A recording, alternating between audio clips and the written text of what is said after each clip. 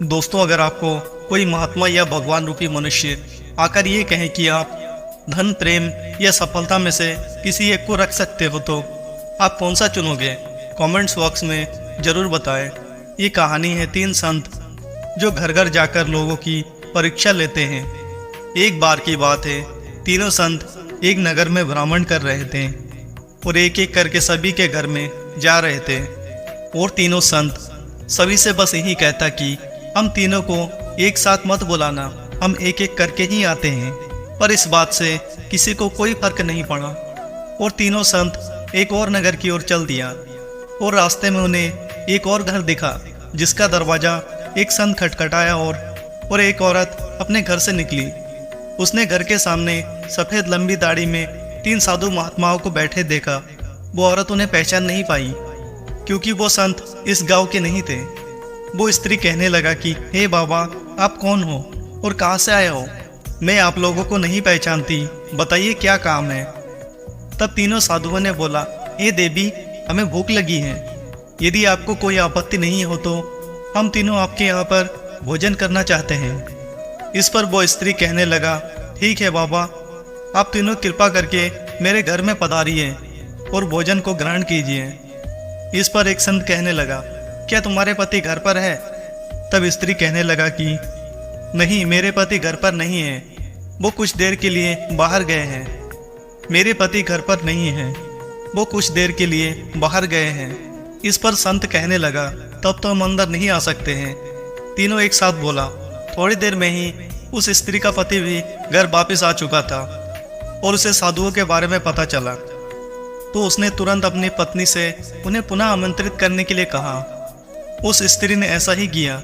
वो तीनों साधुओं के समक्ष गई और बोली, हे बाबा, अब मेरे पति घर वापस आ गए हैं, कृपया करके आप लोग मेरे घर में प्रवेश करिए। तब वो संत कहने लगा, हम किसी के घर में एक साथ प्रवेश नहीं करते हैं। इसे सुनकर वो स्त्री इसका कारण पूछने लगा। जवाब में मध्य में खड़े साधु ने बोला, पुत्री, मेरी दाई तरफ खड़े जो है उनका नाम धन है और जो मेरी बाई तरफ खड़ा है उनका नाम सफलता है और मेरा नाम प्रेम है। अब जाओ और अपने पति से विचार विमर्श करके बताओ कि तुम हम तीनों में से किसे अंदर बुलाना चाहती हो।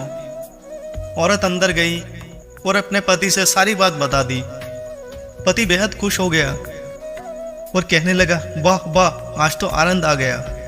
चलो जल्दी से जाओ और धन को बुलाकर लाओ। इसके आने से हमारा घर धन दौलत से भर जाएगा और फिर हमें कभी भी पैसों की कमी नहीं होगी। इस पर वो स्त्री बोली, क्यों ना हम सफलता को बुला लें?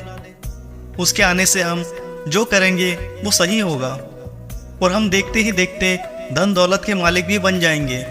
इस पर पति कहने लगा, देखो भाग्यवान, तुम्हारी बात सही है, पर इसमें मुझे अधिक मेहनत करनी पड़ेगी।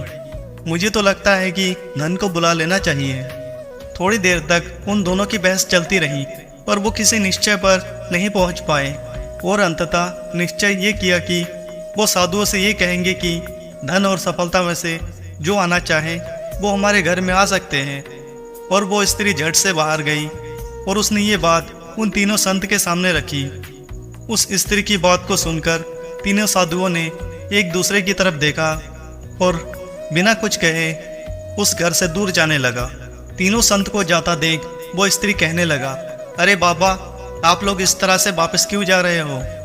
तब संत ने उत्तर दिया, पुत्री, दरअसल हम तीनों साधु इसी तरह से लोगों के दौर दौर जाते हैं और हर घर में प्रवेश करने का प्रयास करते हैं। जो व्यक्ति लालच में आकर धन या सफलता को बुलाता है, हम वहाँ से लौट जाते हैं, और जो अपने घर में प्रेम का वास चाहता है, बारी बारी से हम दोनों भी प्रवेश कर जाते हैं।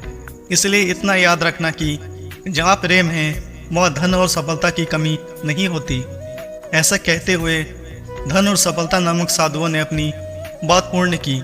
इसलिए हमेशा ये याद रखना, धन दौलत को कमाया जा सकता है, लेकिन प्रेम उसे कमाया नहीं बल्कि उसे पाने के लिए कई बार हमें झुकना भी पड़ता है।